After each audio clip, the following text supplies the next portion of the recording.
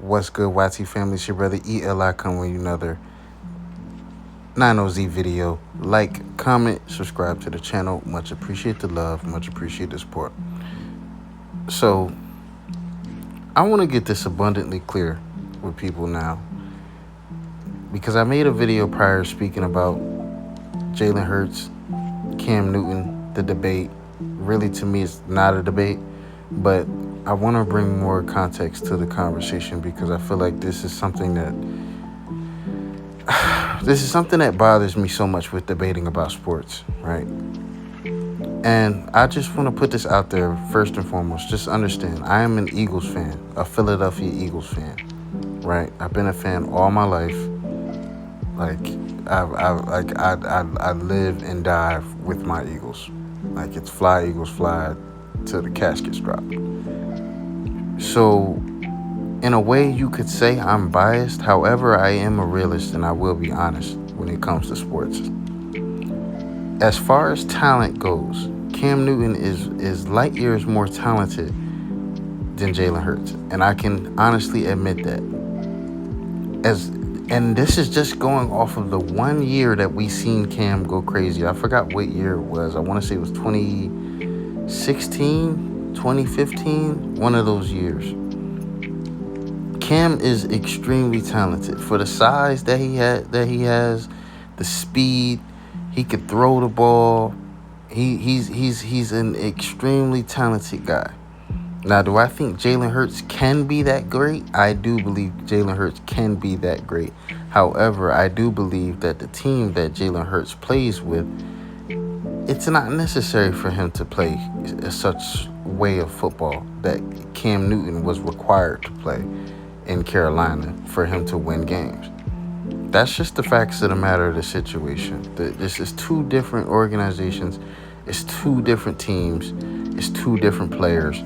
And it's just two different time periods as well, right? So I just want to just put that out there first and foremost, just so people don't consider me a hater, because you know how people are when it comes to just critiquing anybody.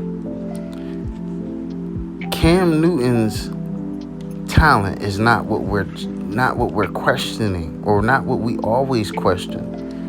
Right? Because forget the fumble and all that stuff like that happened in the Super Bowl, that he didn't jump on and he didn't try to recover the ball, or he tried to, but it just looked like a lackluster effort.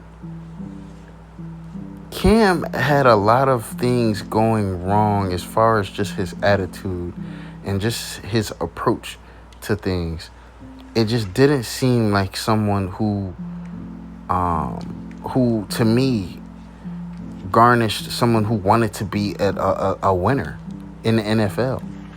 Not saying that he didn't have heart, not saying he didn't have, drive and all that stuff like that. I'm not trying to say Cam didn't work hard, but even with conversations that him talking about, I believe Stephen A. Smith asked him, like, "Oh, Cam, would you trade in your MVP for a Super Bowl ring?" And Cam Newton said he'd rather keep the MVP. Now, let's use someone who thinks like that, right? Already tells me how he was playing and how his approach was to football that we don't know. We're just fans. We don't know what Cam was playing like. We don't know how he was practicing. We don't know any of these things. All we know is his production on the field. And that, other than that 1 year where he just did his thing. He was MVP. It's no debate about that. Cam had a very lackluster career since then. Like, all throughout his career, it wasn't as if like he had just like a stable career, kind of like what Hurts does, where like Hurts plays within himself, right? Hurts plays within his skill set and within the system that he's in. Cam Newton never was able, like, a quarterback that was stable, that teams could build around.